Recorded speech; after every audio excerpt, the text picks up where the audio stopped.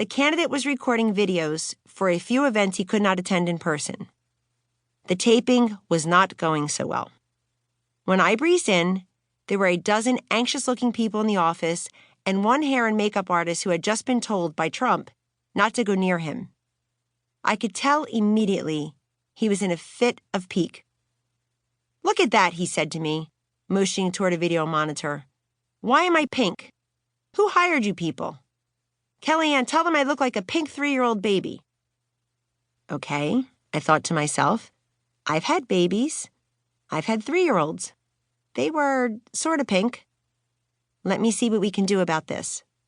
When the taping finally wrapped, Trump announced, "I want everybody out of here except Kellyanne." "Are you coming on the plane to Pennsylvania?" he demanded, as soon as the room cleared out. "No, sir, Why not? I thought you said you were." "It's a smaller plane, I think. It's okay. I'll come next time." "It's not okay," Trump corrected me. "Why do they keep putting the same people on the plane?" "I don't know how that works," I answered. "I went on the road yesterday with Governor Pence. North Carolina looks like Trump country."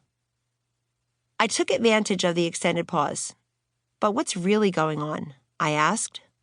Something had to be troubling him beyond the camera lighting and the airplane seating chart. He leaned back in his huge leather chair and folded his arms. "Everybody tells me I'm a better candidate than she is." I nodded and smiled. "That is empirically true. But she's got the better people." "She's got many more people," I said. "She has a person whose only job is Lackawanna County." One arched eyebrow. "We have, one person in charge of Pennsylvania and 3 other states," I said. "So, yes, it is different."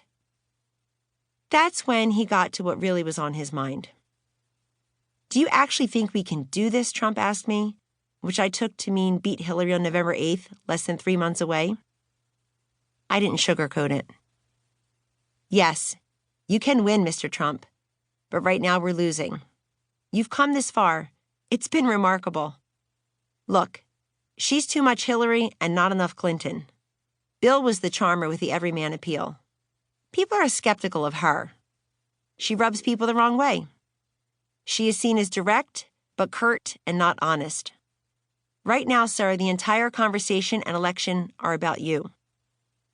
"I know," Trump cracked a faint smile. "I get the best press coverage."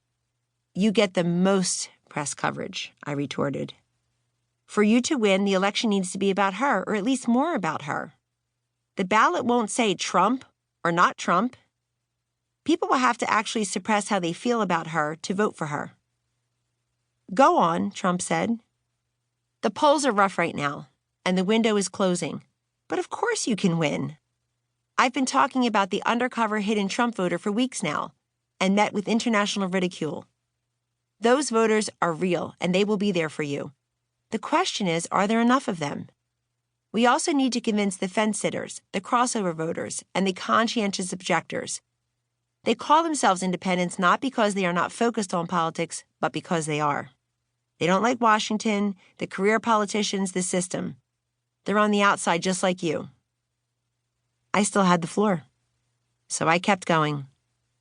"Mr. Trump, I don't know a billion things about a billion things, but I know consumers, and I know voters, and I know polls."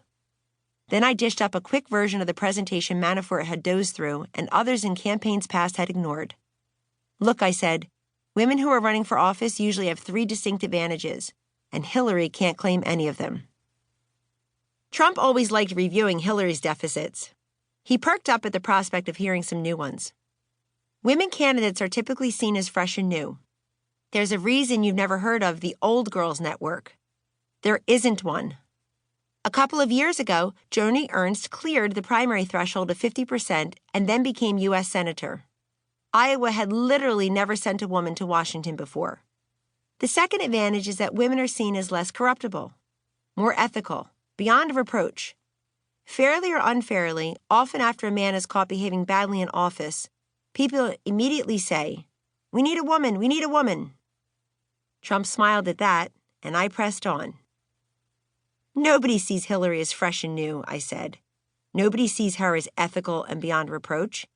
In both cases, it's the opposite." And then there was the third advantage.